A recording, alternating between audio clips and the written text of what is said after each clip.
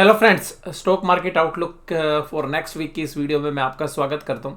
देखिएगा, इस सप्ताह के बीच में भी हमने आपके साथ एक वीडियो शेयर की थी जहां पर कि हमें क्लियर डायरेक्शन लग रही थी कि भाई बाजार अब जो है मंदी की चपेट में आ गया है और उसका जो है इम्प्लीकेशन भी अगले दिन ही देखने के लिए मिला। यानी हमारी थर्सडे शाम को वीडियो आपके साथ शेयर की गई थी और उसके बाद जो है फ्राइडे को लगभग जिस तरीके से हमने प्रिडिक्ट किया था उसी हिसाब से बाजार ने जो है ट्रेड करना जो है जारी रखा।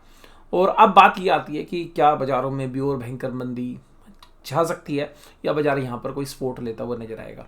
इन सब के बीच में बाजारों के अंदर जो चर्चाएं हैं वो क्या हैं, वो यही है कि भाई निफ्टी के अंदर जो गिरावट आई वो रिलायंस और एचडीएफसी बैंक की वजह से आई।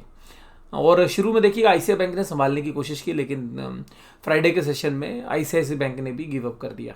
तो इन सब के बीच बहुत सारी चर्चाएं रहती है, क्योंकि जब बाजारों में थोड़ी सी भी गिरावट आती है तो सब लोग मंदी मंदी चिल्लाने लगते हैं और नीचे तक के टारगेट देने शुरू कर देते हैं।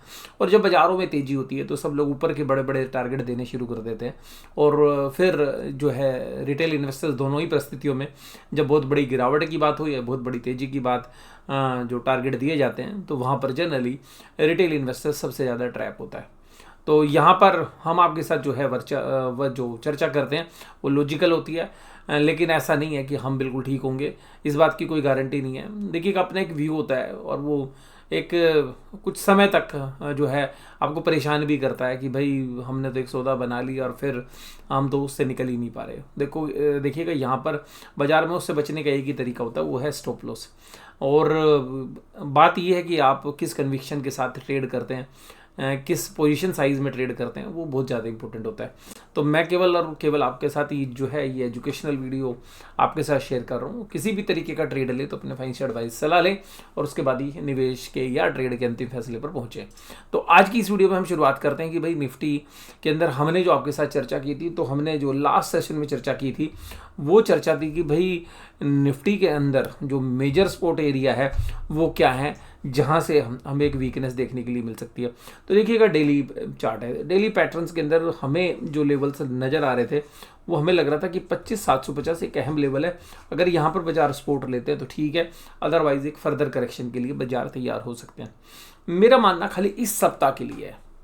देखिएगा, इस सप्ताह के अंदर जो है बेयर्स के पास एक कंट्रोल आया है, लेकिन एक बात आपको यह ध्यान रखनी चाहिए कि बाजार पिछली 5 दिन की रेड कैंडल से एक ओवर सोल्ड जोन में चला गया है। तो यहाँ पर एक एग्रेसिवली बंदी की कॉल लेना बहुत ही घातक हो सकता है, जो लोग भी ट्रेड लेते हैं। तो यहाँ पर हालांकि टेक्निकल जो लेवल्स हैं उनको ब्रीच किया है, 50 दिन की जो मूविंग एवरेजेस थे उनको तोड़ दिया है निफ्टी ने। तो यहाँ पर अब जो है सारे लोग एकदम ये मान के चलेंगे जी बाजार बिल्कुल कमज़ोर हो जाएगा।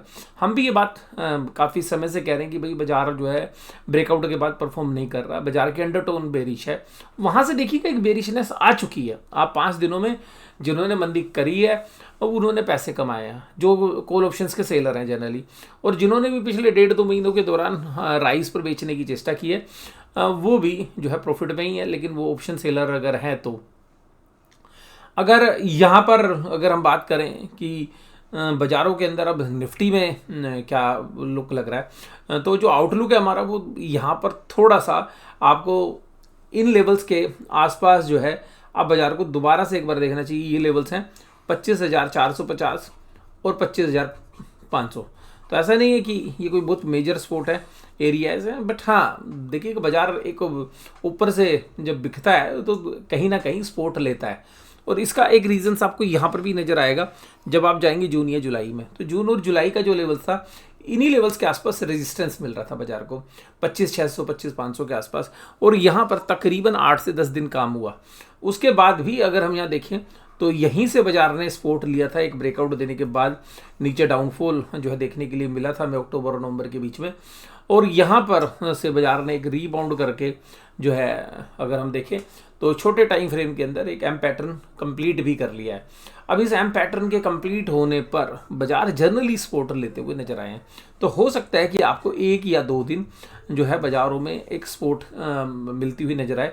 अगर ये सपोर्ट को होल्ड कर लेता है 25,500 को, तो हो सकता है कि यहाँ पे कुछ समय व्यतीत करे।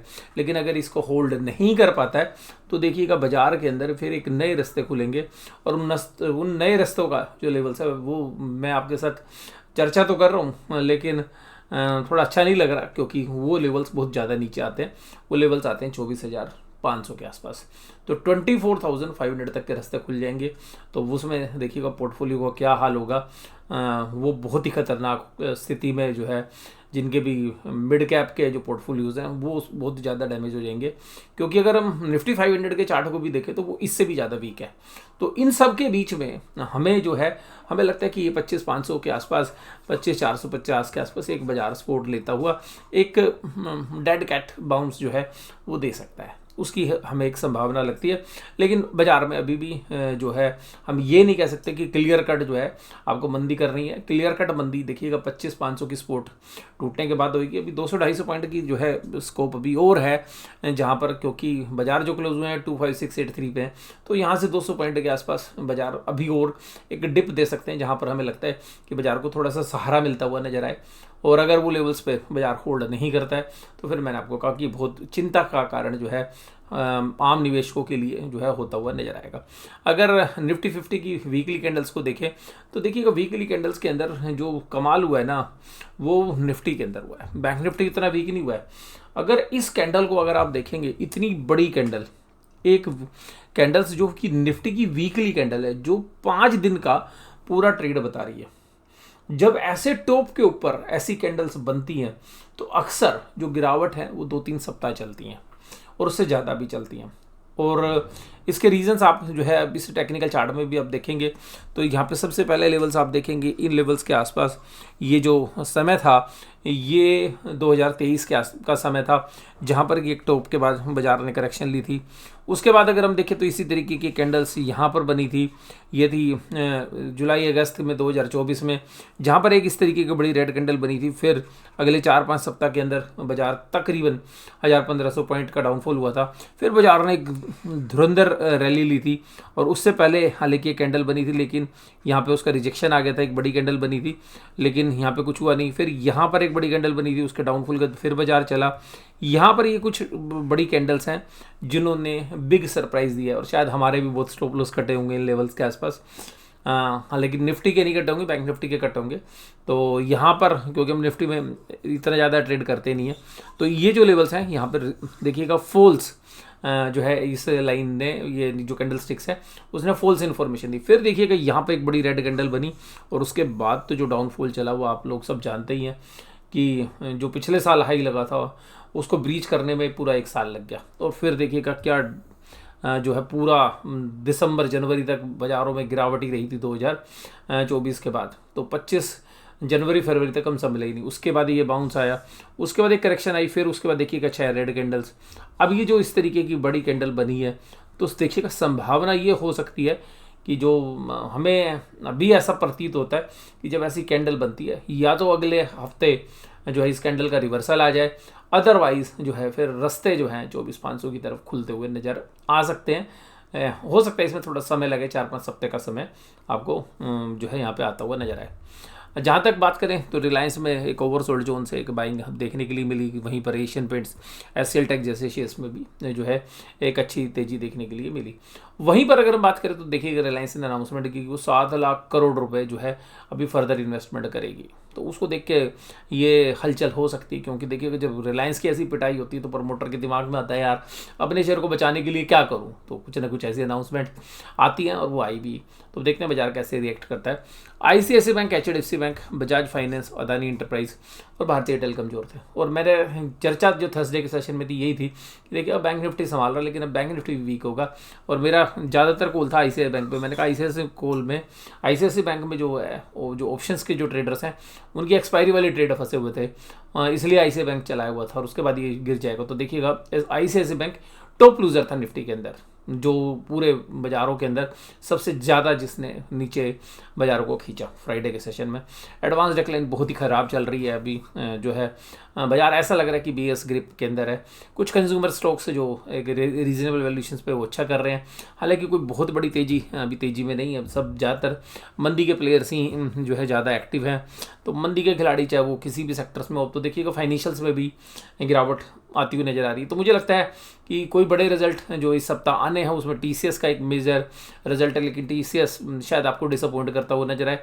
हालांकि टीसीएस ने भी अपना जब ये जो गिरावट हुई है पिछले अगर हम देखें पिछले साल 1.5 साल में जो टीसीएस ने ऊपर से अपने आप को कूल ऑफ किया है, तो मैनेजमेंट भी चिंता में है। तो मैनेजमेंट भी कोई नई कमेंट्री देती है कि जी एक ऑप्टिमिज्म वाला माहौल बनाना चाहती है। तो अभी देखते हैं कि यहाँ पर, लेकिन जो इन्वेस्टर्स है वो तो रिजल्ट पर बात करेगा। तो रिजल्ट से हमें कोई बहुत खास उम्मीद है नहीं टीसीएस में, बट 3200 रुपये के प्राइस हैं, तो बहुत कुछ प्राइस डिन ऑलरेडी भी है। तो देखते हैं कि बाजार कैसे रिएक्ट करता है, किस तरीके के रिजल्ट आते हैं। तो टीसीएस पर नज़र जरूर रहेगी इस सप्ताह। उसके बाद अगर हम बात करें निफ्टी बैंक की, तो निफ्टी बैंक जो है 434 पॉइंट की गिरावट देता हुआ नजर आया, लेकिन अभी भी निफ्टी बैंक ने वो गिव अप नहीं किया है जो एक्सपायरी के बाद, जो पिछले महीने की एक्सपायरी के बाद जिस लेवल पर क्लोज हुआ था। तो वीकनेस नहीं है निफ्टी बैंक के चार्ट में इतनी, लेकिन निफ्टी बैंक अपनी एक अहम सपोर्ट 58,800 को जो है जरूर चेक करने के लिए सप्ताह आ सकता है। अगर वहाँ पे होल्ड करता है तो गुड एंड वेल है, अगर नहीं करता है तो फिर देखिएगा 58,000 तक के रास्ते आपको खुलते हुए नजर आ जाएंगे। तो मेरा मानना ये है कि अब जो निफ्टी अगर आगे गिरना है निफ्टी को, तो निफ्टी बैंक और फाइनेंशियल स्टॉक्स को गिरावट देनी पड़ेगी, क्योंकि निफ्टी बैंक के या बैंकिंग स्टॉक्स के अंदर एक जबरदस्त ऑप्टिमिज्म बना था कि भाई जो रेट ऑफ इंटरेस्ट कटे हैं उसका जो इम्पैक्ट है वो इस क्वार्टर के रिजल्ट में आएगा। तो जो भी बड़े प्लेयर्स को खेलना है वो ज़्यादातर अपनी पोजीशंस को इतना न्यूट्रल कर लेंगे यहाँ पे इस सप्ताह में। तो मुझे लगता है कि 58,800 के आसपास जो है बाजार एक बार रीटेस्ट करने के लिए आएगा।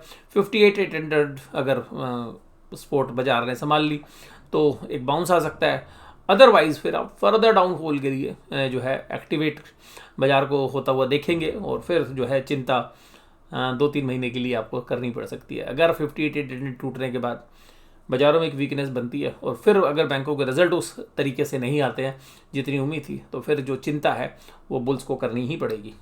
तो यहाँ पर अगर हम बात करें निफ्टी बैंक की, जो कैंडल्स है देखिएगा रेड कैंडल है, लेकिन पिछली ग्रीन कैंडल के सामने अभी भी छोटी है। तो मैं निफ्टी बैंक में अभी भी वो क्लियर इंडिकेशंस नहीं देख रहा हूँ वीकनेस के, जो कि निफ्टी के अंदर नज़र आ रहे हैं।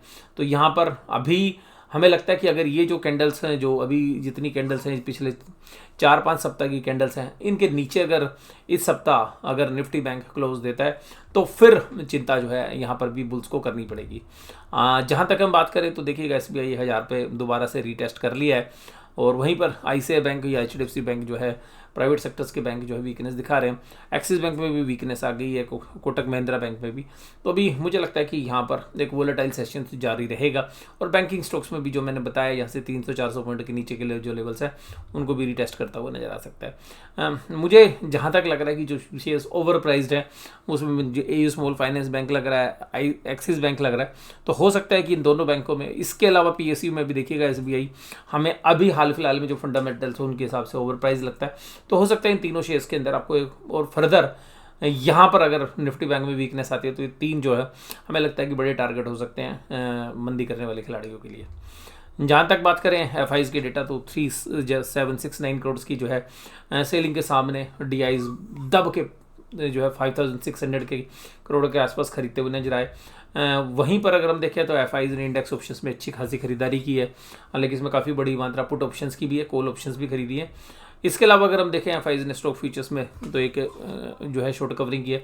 तो यहाँ पे देख के ऐसा लग रहा है कि एफआईज ने थोड़ी पोजीशंस जो है अपनी जो मंदी कर रखी थी उसकी प्रॉफिट बुकिंग की है। तो यहाँ पर मुझे लगता है कि उन लेवल्स को देखते हुए कंसोलिडेशन बनता है। और उसके अलावा निफ्टी बैंक एक जबरदस्त ओवरसोल्ड में 0.5 के नीचे निफ्टी 50, अगर जब भी हमने पुट कॉल रेशियो देखी तो हमने देखा है कि निफ्टी बैंक या तो गिरता नहीं है या यहाँ से रिकवर करने की कोशिश करता है। तो निफ्टी 50 में हमारा न्यूट्रल व्यू है। निफ्टी बैंक जो है टेक्निकली स्ट्रॉन्ग है, लेकिन अगर निफ्टी में साइडवेज भी रहता है तो कुछ शेयर्स में हो सकता है कि जो इस सप्ताह में गिरे हैं उनमें एक रिकवरी आए। लेकिन मुझे लगता है कि निफ्टी बैंक जो है शायद आपको थोड़ा सा जो नीचे के लेवल से 58,800 वहाँ तक आता हुआ नजर आए। तो जो वीकनेस है वो इनिशियली निफ्टी बैंक में आ सकती है। जो अभी निफ्टी क्योंकि ओवरसोल्ड में हो गया, तो निफ्टी बैंक में एक स्कोप बनता है कि थोड़ा सा डाउनफॉल उसके अंदर देखने के लिए मिले। अगर यहाँ पर थोड़ा सा कंसोलिडेट नहीं करता है और फिर बाजार अगर नीचे की तरफ जाता है तो निफ्टी बैंक और निफ्टी दोनों में चिंता करनी पड़ेगी। तो अहम लेवल्स जो हैं उनके आसपास जो है आपको ट्रेड होता हुआ देखना पड़ेगा। मेरे लिए निफ्टी बैंक में 58,800 के नीचे अगर क्लोज होता है तो 100-150 पॉइंट का स्कोप हो रहा है, क्योंकि वो मार्जिनल जो है हमें लगता है कि एरर्स होती हैं क्योंकि इतने बड़े ट्रेड्स होते हैं। तो 100-150 पॉइंट हमें लगता है।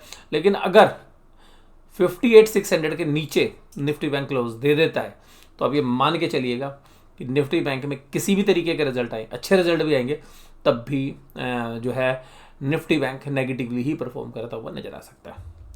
डाउ जोन्स इंडस्ट्रियल एवरेज में एक अच्छी पुल बैक था, ब्रेंट क्रूड $63 पर आता हुआ नजर आया।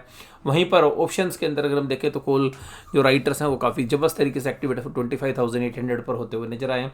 वहीं पर पुट मैन बैंडिंग है तो पोजीशंस देखिएगा कहाँ लगी, क्योंकि ट्रेडर्स की पोजीशंस होती है तो ये तो वीकनेस ही संकेत कर रही है। वहीं पर निफ्टी बैंक के डेटा में कुछ खास है नहीं। गोल्ड जो है 1,39,000 पर ट्रेड कर रहा है और सिल्वर 2,52,360 पर। तो दोनों के मेटल्स के अंदर यहाँ पे तेजी देखने के लिए मिली फ्राइडे के सेशन में स्पेशली। और डेटा पॉइंट्स ये इंडिकेट कर रहे हैं कि देखिए कोल ऑप्शंस के अंदर जो है FIs ने 53,000 कोल ऐड करी और इधर पुट भी ऐड करी है। तो ऑप्शंस के जो सेलर्स हैं वो ऐसा लग रहा है क्योंकि उन्होंने फ्यूचर्स में बेचा है तो यहाँ पर जो कोल लिए तो ये हेज आप इसको मान सकते हैं। वहीं पर प्रो के अकाउंट्स थोड़ा सा पॉजिटिव साइड हैं, क्लाइंट की पोजीशंस अभी भी बड़ी पॉजिटिव जो है रिएक्ट कर रही है। तो आज की इस वीडियो में मुझे लगता है कि ये सारी चर्चा हो गई और अब इस वीडियो को मैं यहीं पे समाप्त करता हूँ और आपका हमारे साथ जुड़े रहने के लिए बहुत बहुत धन्यवाद। Thank you very much.